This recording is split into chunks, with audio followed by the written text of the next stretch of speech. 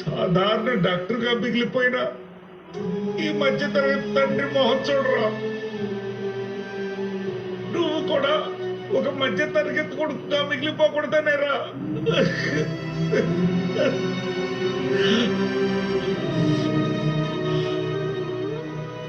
వీడి చేత పిసినారోడు అనిపించుకున్నాను, దీని చేత భార్యను సరిగ్గా చూసుకోలేని అసమర్థుడు అనిపించుకున్నాను.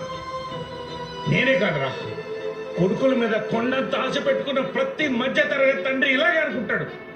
దేనికో తెలుసా, నేను గెలవలేకపోయినా నా కొడుకు గెలుపులో నన్ను నేను చూసుకుంటానని ఆశరా.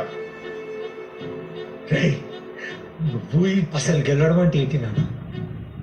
నువ్వు సాధించలేనిది నేను సాధిస్తే అది గెలిచినట్ట?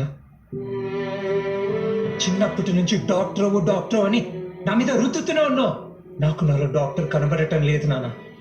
ఒకవేళ నేను మీకోసం డాక్టర్ అయినా కూడా ఇప్పుడు, ఇందాక మీరు అన్నారు కదా ఒక సాధారణమైన తండ్రిగా మిగిలిపోతారని, నేను కూడా ఒక సాధారణమైన డాక్టర్ గానే మిగిలిపోతాను. అసలు ఏంటి నాన్న మీ ప్రాబ్లం?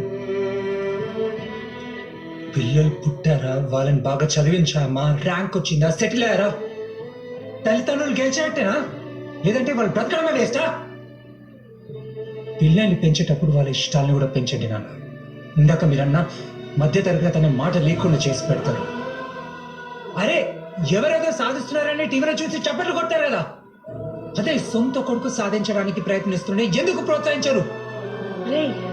ఆగమా నన్ను మాట్లాడిని.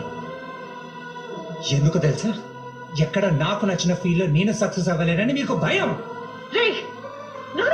మాట్లాడేది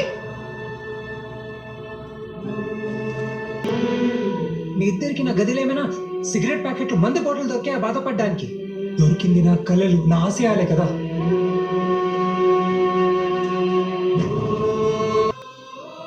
గెలుపు ఎప్పుడు కోట్లు సంపాదించడం ఒక్కటే కాదు, కోరుకున్న పని చేయడంలో కూడా ఉంటుంది.